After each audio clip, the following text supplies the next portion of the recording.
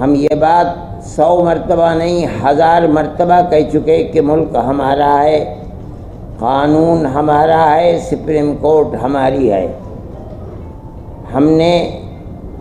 وہاں اپنے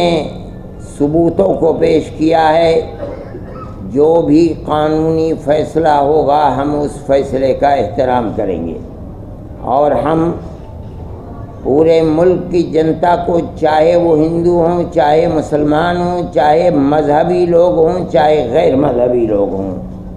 چاہے جوان ہوں، چاہے بوڑھے ہوں، چاہے مرد ہوں، چاہے عورتیں ہوں، جمعیت علماء ہند سب کو یہ مشورہ دیتی ہے کہ وہ قانون کا احترام کریں، ملک کے امن و امان کو قائم رکھیں، چاہے فیصلہ ان کے حق میں آئے یا ان کے ورود اور مخالفت میں آئے، اس کی فکر نہ کریں۔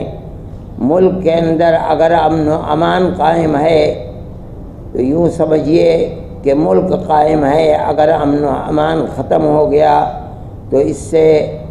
اقلیت اور اکثریت سب کو چوٹ لگے گی اور نقصان ہوگا۔ ہم نہیں چاہتے کہ کسی کو نقصان ہو، کسی کو کشٹ ہو۔ اس لیے ہمارا یہ مدعا ہے کہ اس سلسلے کے اندر ہماری آواز جہاں تک پہنچ سکتی ہے ہم وہاں تک آواز کو پہنچائیں، اور اس مسئلے کے اندر ہم تنہا نہیں ہیں۔ مسلم جماعتیں، گورنمنٹ، RSS، موہن بھاگوت جی، یہ تمام کے تمام متحد ہیں کہ فیصلہ جو بھی آئے لیکن ملک کے اندر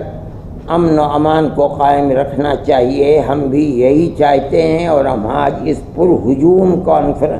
پریس کانفرنس کے اندر اپنی اس بات کو پوری دنیا میں پہنچانا چاہتے ہیں۔